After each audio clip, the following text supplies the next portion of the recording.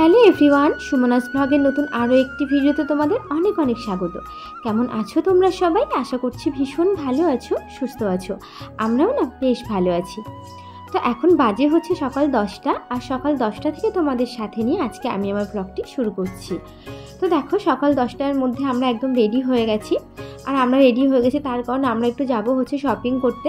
বুঝতেই পারছো, বোনের আশীর্বাদ বলে কথা, একটু শপিং না করলে হয়, তাই না বলো? তো দেখো, সেই মধ্যে আমরা রেডি হয়ে গেছি শপিং করতে যাওয়ার জন্য।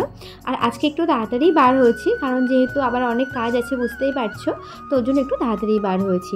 তো আজকে আমরা আমাদের বাড়ির গাড়িতে যাব না, আজকে আমরা যাব হচ্ছে এই গাড়িটা করে। কিন্তু আমি এই গাড়িটার নাম জানি না, মানে অটো না টোটো না, ঠিক গাড়িটার কী নাম বলতে পারবো না। তো দেখো, আমরা রেডি হয়ে সবাই নিচেই চলে এসেছে, আমার বাবাও চলে এসেছে, একমাত্র আমার মা এখনও আসেনি। তো মা এলে আমরা বেরিয়ে যাব। তো দেখো, মা চলে এসেছে, আমরা বেরিয়েও গেছি, আর আমরা কিন্তু এমসের সামনে চলেও এসেছি। আর তোমাদেরকে তো আগেই আমি বলেছি যে আমাদের বাড়ি কিন্তু এমসের একদমই কাছে, আমাদের বাড়ি থেকে এমস আসতে এই 2 মিনিট মতো সময় লাগে। তো দেখো, আমরা চলে এসেছি এমসের সামনে। আজকে কিন্তু গরমটা অত্যাধিক পড়ছে, জানো তো। গতকাল পর্যন্ত না অতটা গরম ছিল না, আর আজকে সকাল থেকেই দেখছি না গরমটা ভীষণ পরিমাণে পড়ে গেছে। জানি না কেন, এই হালকা হালকা বৃষ্টি হচ্ছে না, তারপর না ভীষণ গরম হচ্ছে, জানো তোমরা। এতটা গরম হচ্ছে না, বাড়ির থেকে বাইরেই বার হতে ইচ্ছা করছে না, জানো। কিন্তু কি করা যাবে বলো, বাইরে তো বার হতেই হবে, তাই না? তো যাই হোক, দেখো আমরা চলে এসেছি শ্রীনিকেতন। তো চলো যাওয়া যাক, দেখা যাক শাড়ির কালেকশনগুলো এখন কেমন আছে। আর শ্রীনিকেতনে কিন্তু শাড়ির কালেকশনগুলো ভীষণই ভালো হয়। তো চলো দেখা যাক। আর এর আগেও না আমরা একদিন শপিংয়ে এসেছিলাম, কিন্তু সেই দিন এতটা বৃষ্টি হচ্ছিলো যে আমি কোনো ভ্লগ করিনি। আর বেশিক্ষণ সময় যেহেতু ছিলাম না, তো আজকে আবার দ্বিতীয় দিন এসেছি বলতে পারো। আর এখানে এসে না আমার একটা সমস্যা যেটা আমি দেখছি, যে হয়তো আমার ফোনের প্রবলেম হচ্ছে কি এখানে লাইটের প্রবলেম হচ্ছে জানি না, কোনো কিছু না কালার ঠিকঠাকভাবে বোঝা যাচ্ছে না। সব কিছু দেখো, আমার ভিডিও কোয়ালিটিও দেখো কেমন যেন একটা ঝাপসা ঝাপসা মতো মনে হচ্ছে। তো এদিকে বোন শাড়ি দেখছিল, আর আমি এদিকে এই যে আমার পুচকু এখানে দুষ্টুমি করছিল বলে আমি দেখছিলাম যে ও কী করছে বসে বসে। আর এখানে কিন্তু এসে দেখছি যে অনেক হালকা হালকা কালারের শাড়ি আছে, তো সেগুলোও দেখবো। আর আজকে বোন আরও একটা শাড়ি নেবে, আর শুধু বোন নয়, আমরা কিন্তু সবাই আজকে শপিং করব। তো দেখা যাক কী কী নেওয়া যায়। তো বোন এখানে শাড়িগুলো দেখছিল, ওর এই দুটো শাড়ির পছন্দ হয়েছিল, দুটো শাড়ির মধ্যে ও বুঝতে পারছিল না যে কোন শাড়িটা নেবে।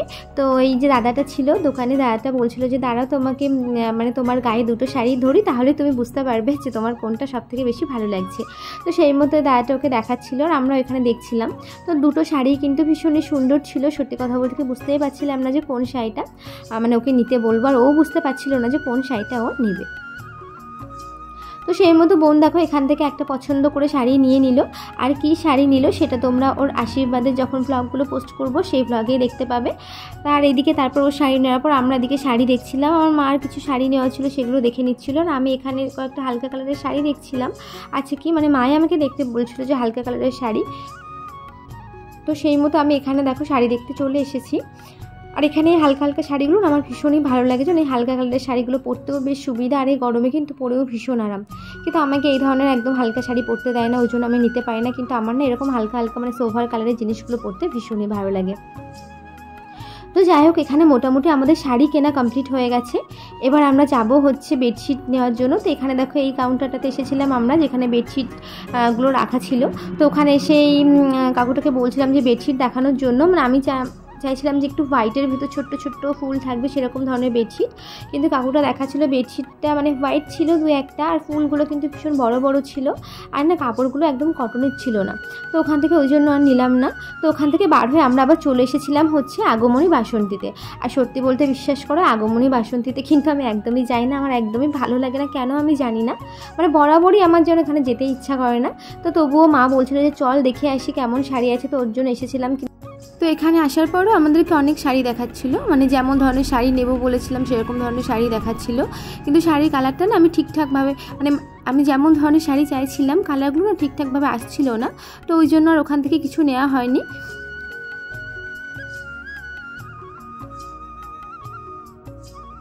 তারপর চলে এসেছিলাম বিমলে। আর সত্যি কথা বলতে কি, আমার মানে আমি এতদিন শপিং করেছি কাঁচরাপাড়াতে, মানে বিমল ছাড়া আমি কোথা থেকে কিন্তু শাড়ি কিনি, আর বিমল কিন্তু আমার ভীষণই ভালো লাগে। তোমরা অনেকেই হয়তো চিনবে কাঁচরাপাড়া বিমল শাড়ি সেন্টার। আর মানে ওই দোকানের স্টাফ বলো, দোকানের কাকুটা বলো, আমাদেরকে এতটা পরিমাণ চেনে কি বলবো, যে গেলে না কিছু না নিয়ে আসতেই দেবে না। তো ওখানে গিয়ে আমার ছেলে ভীষণ দুষ্টুমি করছিল, আর এই কাকুটাকে তোমরা দেখতে পাচ্ছ, কাকুটা আবার একটা চকলেট এনে আমার ছেলের হাতে দিয়েছিল। মানে তখন বলতে পারো আমি কিসে পড়ি, ক্লাস 9-এ হয়তো পড়ি কি 8-এ পড়ি। তখন থেকে কিন্তু আমাদের এই দোকানে যাতায়াত, মানে মা যেত শাড়িটারি কিনতে যেতাম, আমরা সালোয়ার টালোয়ার সব কিছু এখান থেকে কিনতাম। আর সত্যি কথা বলতে কি দোকানের সবার সাথে আমাদের বেশ ভালো চেনা পরিচিত, আর আমার এখানে যেতেই ভালো লাগে, এখান থেকেই কিন্তু শাড়িগুলো কিনতে আমার সব থেকে বেশি ভালো লাগে। তো এখানে এসেও বোন দেখছিল যে ওর আরেকটা শাড়ি এখানে পছন্দ হচ্ছিলো, তো এখানে দেখছিল। তো বন্ধুরা মোটামুটি আমরা শপিং করে দেখো চলে এসেছি বাড়িতে। আর কোনো ব্লগ মানে আমি করতে পারিনি, যেহেতু আমার ছেলে প্রচণ্ড দুষ্টুমি করছিল, আর আজকে যেহেতু আমাদের একটু তাড়াও ছিল না, তো ওর জন্য না আর খুব একটা বেশি আমি ভিডিও করতে পারিনি। তো দেখো বাড়িতে চলে এসেছি, এখন আমি করবো স্নান। তার মধ্যে দেখি আমার একটা পার্সেল এসেছিলো মিশো থেকে, তো আমাকে ফোন করলো, তো এখন নিচে গিয়েছিলাম সেই পার্সেলটা নেওয়ার জন্য। তো পার্সেলটা নিয়ে দেখো উপরে চলে এসেছি। আর এদিকে বোনের মানে আশীর্বাদের যে বাজার হবে সেটা কিছুটা পরিমাণ চলে এসেছে, এখনও সবটা আসেনি, অল্প কিছু পরিমাণ এসেছে, এখনও আসবে। তো ওগুলো এখন এখানেই সব ঠিকঠাক করে রাখা হলো। তো তারপর দেখো স্নান করে আমরা রেডি হয়ে নিয়েছি, আর আমি বোন আর আমার ছেলে এখন যাচ্ছি। মোটামুটি এখন বাজে হচ্ছে কটা মতো, 1টা মতো বাজে। তো আমরা এখন যাব হচ্ছে একটু জাগুলিতে। আর আজকে আমার ছেলেকে নিয়ে যেতে, আমার ছেলে না প্রচণ্ড দুষ্টুমি করে, তো আমার ছেলেকে নিয়ে যেতে হচ্ছে, কারণ কি বলো তো, যেহেতু বাড়িতে অনেক কাজ রয়েছে আর ও দুষ্টুমি করবে, আমরা কেউ বাড়িতে থাকছি না, তাই কিন্তু আমরা ওকে আমাদের সাথে নিয়ে নিয়েছি। তো দেখো আমরা চলে এসেছি জাগুলি এসেছি আমরা এই কাকুটার কাছে। আমার একটা শাড়ি আর ব্লাউজ দেওয়া ছিল, তো কাকুটার মানে ব্লাউজ বানাতে দেওয়া ছিল, শাড়িটা একটু সেলাই করতে দেওয়া ছিল, আর বোনেরও একটা শাড়ি ছিল, তো সেগুলোই আমরা নিতে এসেছি।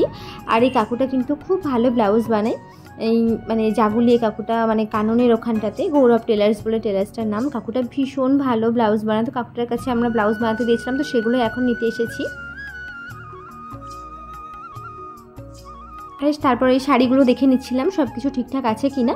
তো ওখান থেকে আমরা ওগুলো নেওয়ার পর তারপর চলে গেছিলাম একটু মানে কসমেটিকের দোকানে, বোনেরই কিছু দরকার ছিল কসমেটিকের দোকানে, তো ওই জন্য কিন্তু আমরা কসমেটিকের দোকানে চলে গিয়েছিলাম। তো ওখান থেকে কিছু টুকিটাকি জিনিস নিয়ে তারপর বোন গিয়েছিল পার্লার, যেহেতু ওর মানে আইব্রোটা এখনও ফ্ল্যাগ করা হয়নি, তো ওই জন্য গিয়েছিল। আর সত্যি কথা বলতে আমি নিজেও জানি না যে আমি কবে আইব্রো ফ্ল্যাগ করেছি, আমার মানে এত ভয় করে, আমার জন্য ভালোই লাগে না। তো দেখো বসে আছি প্রায় 1 ঘন্টা হয়ে গেছে, 1 ঘন্টা ধরে মানে একজনেরই আইব্রো ফ্ল্যাগ করছে, জানি না কি করছে। তো যাই হোক ওখান থেকে সব কিছু কাজ কমপ্লিট করার পর দেখো উঠে পড়েছি বাসে, আর অনেক দিন পর বাসে উঠলাম বলতে পারো। তো বাসে উঠে আবার ওখান থেকে আমি চলে এসেছিলাম 7 নম্বর, যেহেতু আমি একটু সেলুনে যেতাম আমার ছেলের হেয়ার কাটিং করানোর জন্য, তো এখানটাতে চলে এসেছি। তো এখানে এসে আমার ছেলে এরকম হেয়ার কাটিং করবার, আমার ছেলে কিন্তু হেয়ার কাটিং করতে এসে প্রচণ্ড দুষ্টুমি করে, জ্বালাতন করে, মানে কান্না শুরু করে দেয়। তো দেখো সেই মতো ওকে ওই দাদাটা খুব ভুলিয়ে তারপর অনেক কিছু বলে তারপর কিন্তু ওর হেয়ার কাটিংটা করিয়ে দেয়। তো এখানে এসে খুবই দুষ্টুমি করছিল। সত্যি কথা বলতে দাদাটা এত ভালো বলার মতো না, ও তো প্রচণ্ড দুষ্টুমি করছিল। তো ওকে বোঝাচ্ছিল যে দেখো এরকম একটা গায়ে টাওয়াল দিয়ে দিয়েছিল। আর আমার ছেলের না একটা বাজে অভ্যাস আছে, ওনা যখন মানে চুল কাটতে যাবে, হেয়ার কাটিং করতে যায়, তখন না ও গায়ের উপরে কিছু রাখবে না, আর গায়ে যদিও চুল পড়েছে তো ব্যাস আর কিছু দেখতে হবে না। তো দেখো অনেক মানে বুঝিয়ে সুঝিয়ে ওর হেয়ার কাটিং করানো হচ্ছিল, আর ও দেখো এখানে এভাবে শুয়ে আছে। আমি তো একবার ভাবছি যে ওকে ঘুমিয়ে পড়লো, তো ওকে ডাকতে দেখে ও উঠে আবার হাসতে শুরু করেছে। আমি বললাম যাই হোক ভালো, বেশ ঘুমায়নি, জেগেই আছে। তো তারপর দেখো আমরা বাড়িতে চলে এসেছি, আর বাড়িতে চলে এসে দেখি যে যেই কাকুর মানে সাজানোর আমরা ফুলের অর্ডার দিয়েছিলাম সাজানোর জন্য, সেই কাকু দেখে এসে সাজিয়ে চলে গেছে, কিন্তু ভীষণই ফাঁকিবাজি করে চলে গেছে। দেখো যেহেতু আমাদের এই জায়গাটা এখনও কালার করা হয়নি, তো কী করেছে কাকুটা শুধু ওইটুকু কালার মানে ফুল লাগিয়ে দিয়ে চলে গেছে, আর এই 2 পাশে খালি আছে, ওখানে কিন্তু উনি কোনোরকম কোনো ডেকোরেশন করেনি, কিছুই করেনি। মানে ওনাকে আমরা যেটা দেখিয়েছিলাম উনি এসে একদম সম্পূর্ণ তার উল্টোটা করে দিয়ে বাড়ি চলে গেছে।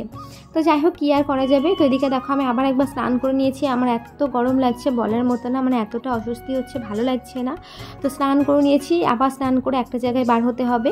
তো এখন বাজে মোটামুটি এই 4:30 মতো, আর আমার তো ওখান থেকে আসতেও বেজে গেছিলো প্রায় হচ্ছে 3টে মতো। তো দেখো এখন স্নান করে নিয়েছি, 4:30 মতো বেজে গেছে। এখন একটু দুপুরে খাবো, খাওয়ার পর কিন্তু আমি আবার যাবো হচ্ছে আমার নানির সাথে একটু মানে জুয়েলারি শপে, আমার নানির একটু দরকার আছে, তো ওই জন্য যাবো।